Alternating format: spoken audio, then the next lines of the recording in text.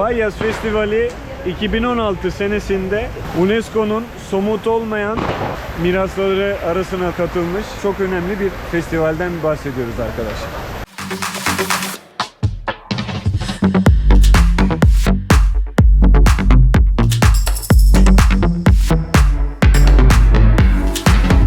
Fallas Festivali'nde sürekli paso, durmadan maytaplar, ses bombaları duyduğunuz üzere sürekli patlıyor. Çocuklar da bu şekilde eğleniyor.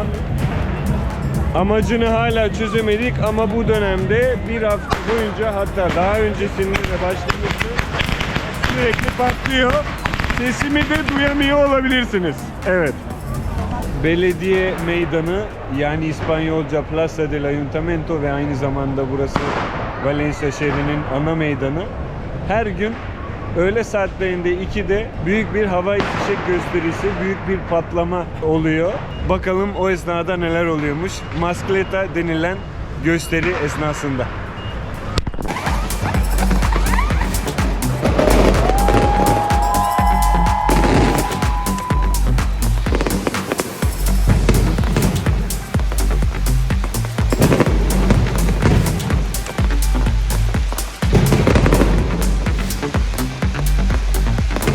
Soğuk çalışma yapıyor Panda abi.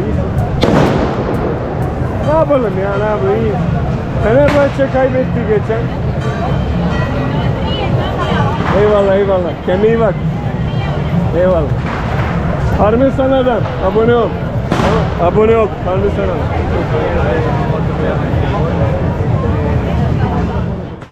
Herkese merhabalar, kanalıma hoş geldiniz. İspanya'nın Valencia şehrindeyiz. Valencia, İspanya'nın Madrid ve Barcelona'dan sonra yaklaşık 800 bin nüfuslu 3. büyük şehri.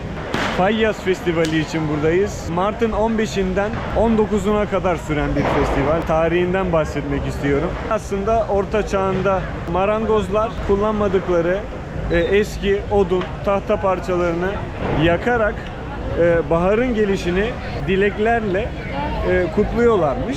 19 Mart burada Hazreti Yusuf'un günü. Hazreti İsa'nın babası olmasıyla biliniyor ve aynı zamanda marangozları temsil eden birisi Hazreti Yusuf. Zamanla daha da turistik bir boyut kazanmaya başlamış Fallas Festivali. Kuklalar üretmeye başlamışlar. Valencia'nın ana meydanı burası.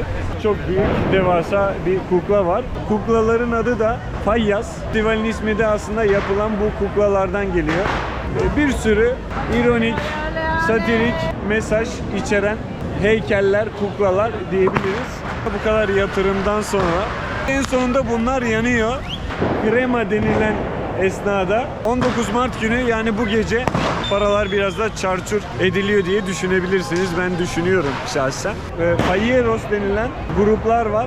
Şehri bir yerden başka bir meydana kadar yürüyen geleneksel kıyafetlerle insanlar var.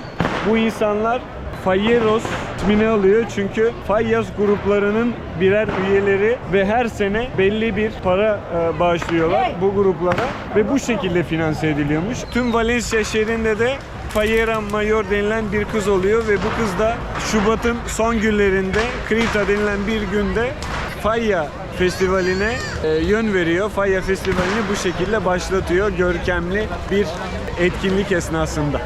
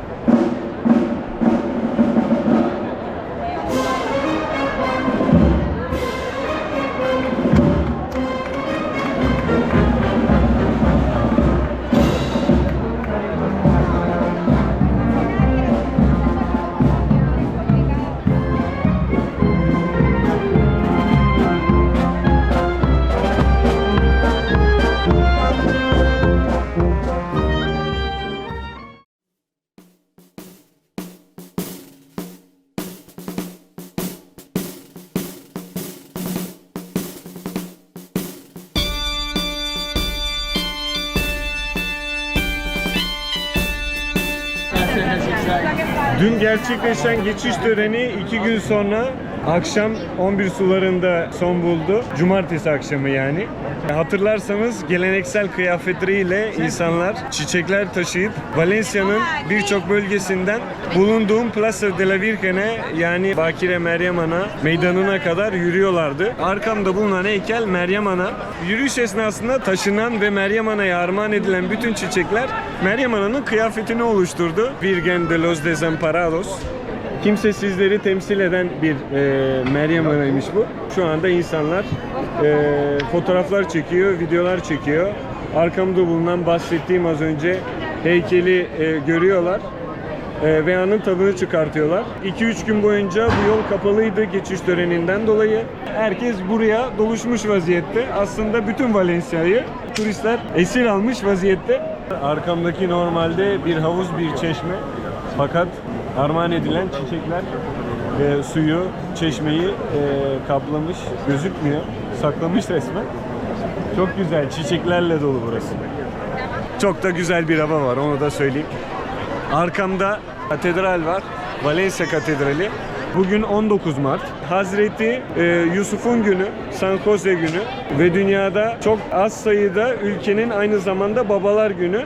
Hazreti Yusuf, Hazreti İsa'nın babasıydı. Bizde ise Haziran'da yanılmıyorsam. Yanılıyorsam yorumlara yazın. Bugün aynı zamanda benim babamın da doğum günü, amcamın da doğum günü. İkiz değiller. Aralarında yanılmıyorsam bir 7-8 yaş var.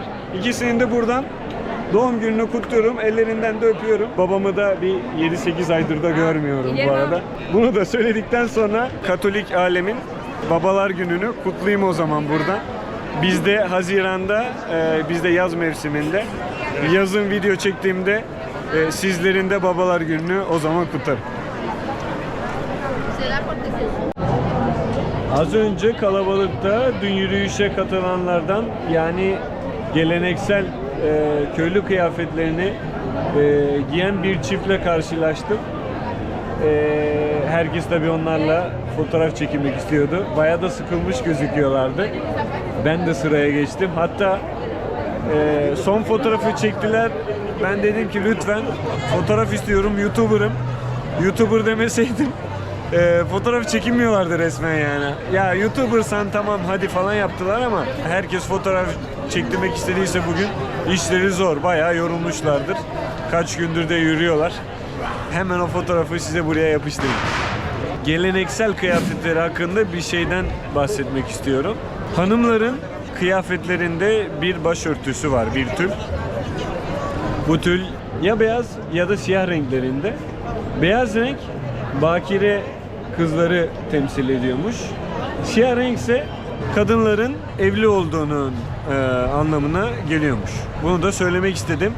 Dün yürüyüş esnasında söylemeyi unuttuğumu fark ettim. Enteresan bir bilgi diye düşünüyorum. Onu da buradan yapıştıralım.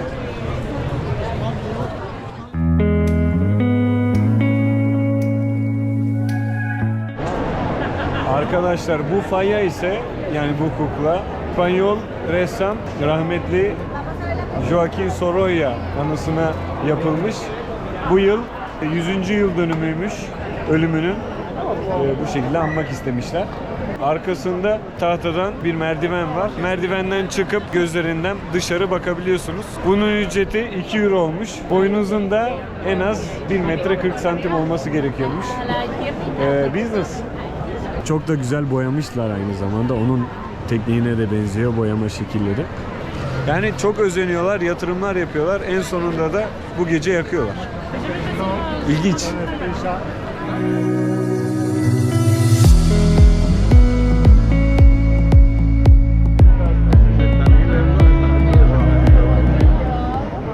Cada uno lo que quiera poner, lo que según el censo de la falla, los falleros y todas esas cosas, se gasta más dinero o menos dinero. Cada uno se gasta lo que puede. ¿Y cómo se financia todo eso? Todo a base de la costa del fallero. Somos una asociación A base de las ofertas. de las cuotas de los falleros. Nosotros pagamos unos 500 euros al año. ¿Y cuántas Somos personas? 100, ahora somos 104. ¿En su falla o en cada en mi falla. ¿Cómo se llama su falla? Plaza del Mercado Central. Bueno, me parece obvio. Si le apetece, hablamos un poco de esta. Hay solo letras en Valencia Valenciano. y por mi mala suerte no lo hablo.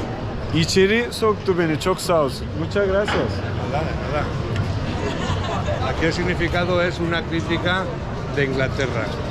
El soldado del Palacio de Buckingham, ahí está la reina, que es la que se ha muerto, las banderas, claro, de Inglaterra, la noria de Inglaterra, aquello es los Juegos Olímpicos de Inglaterra, y después por bajo, pues todas las cosas de Inglaterra. Pasa. Uno de los más buenos, en mi opinión. Bueno, nos han dado 14 premios de esta sección. Uno se guarda, lo demás se quema todo. Se guarda solo una parte, ¿verdad? No, uno solo, un muñeco. Ah, Lo demás todo se quema. dale, entiendo. Ese se guarda en el Museo de los Muñecos. No. Y con ese Que sería el Museo de las Fallas. Exactamente. Aquí tenemos a la Camila, la mujer del príncipe Carlos, del rey. Carlos de Inglaterra. La mujer es Camila, es la de compras. Es Viviana, la primera mujer de Carlos. Luego, como se murió, se mató, se casó con la Camila. A Charlie Chaplin. Sí. Muchos detalles hay, Sí. muchos detalles. Aquí tienes el peñón de Gibraltar. Es española, pero por la guerra se lo quedaron los ingleses. En el peñón de Gibraltar hay unos monos de pequeñitos que cuando bajo y te quitan las cosas, cogen una cámara de fotos, te lo cogen todo. El peñón de Gibraltar es la piedra en el zapato que tenemos cerca del mar, al lado del mar, y que de manera ingrata los ingleses nos la van a enseñar. Y aquí el Brexit, las palabras del Brexit, y esa es más o menos la historia de la falla. Brexit. Mira, el Brexit lo que hicieron los ingleses, que fueron de la moneda europea, que no quieren saber nada de Europa. ¿Y usted qué opina de eso? Para mí se han equivocado, pero cada uno es libre de pensar lo que quiera. Muchas gracias. Nada. Mi nombre es Devrim, encantado. Y el mío José, cuidado. Es una explicación muy buena. ¿Sabes qué hacemos ahora? Te regalo mi pegatina como recuerdo. Es mi pegatina esa. Muy bien. Pongo subtítulos en YouTube, pues, aunque quizá no lo vayas a ver. Sí, no, teniéndolos, porque no. Ahí hablo turco, pero pongo casi siempre subtítulos. Muy bien. Tengo origen turco, nací en Italia y soy de Erasmus aquí. Muy bien. Bueno, muchas gracias de nuevo. ¿Erasmus de qué? Estudio comunicación. Muy bien. Muchas gracias. Hago un último vídeo si puedo. Sí, pasa Muchas tú. gracias. Tú a tu rollo, luego me lo dices. Te vaya bien. Gracias. Çok tatlı bir abi.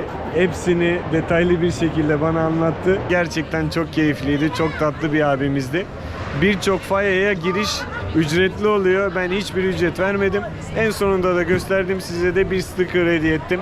Dedim ki belki izlemezsin ama altyazı koyuyorum. İlgini çekerse buyur izle. Sana sticker hediye ettim.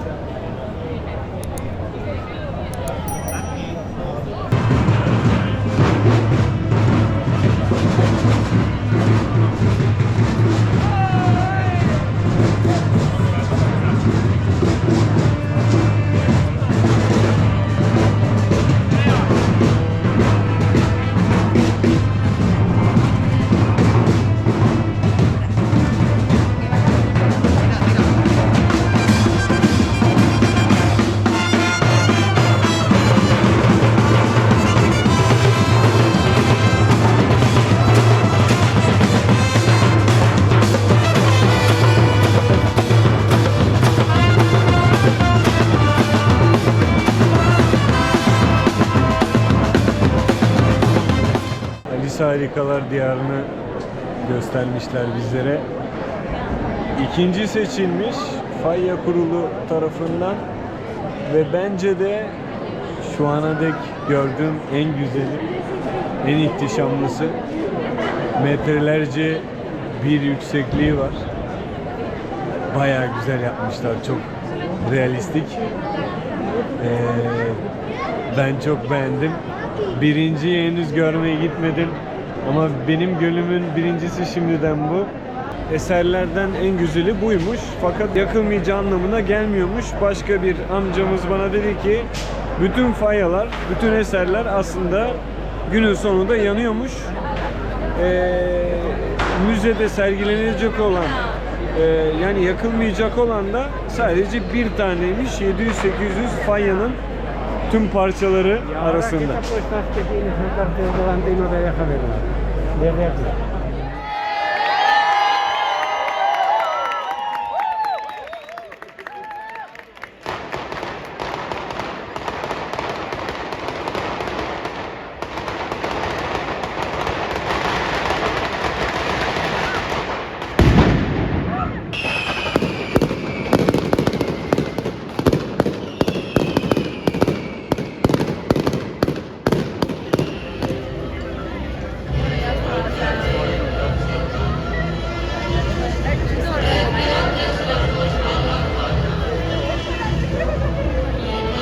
Me estoy quemando, loco, estoy lejísimo.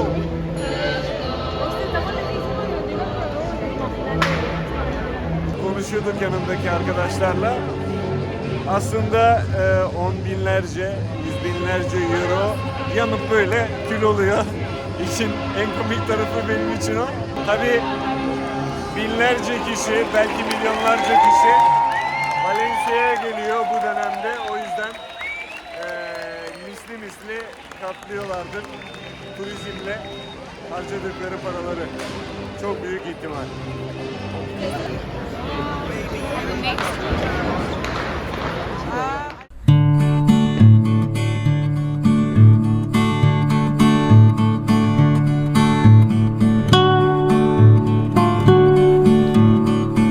Olaya bak, gören de şehrin ana meydanı yanıyor sanar. Halbuki herkes günlerdir bu anı bekliyordu ve dünyaca ünlü bir festival. UNESCO'da da dünya mirası olan bir festival. İşte al sana festival. Binlerce euro yandı, milyonlarca eurolar harcandı. Parantez, turizm çok fazlaydı.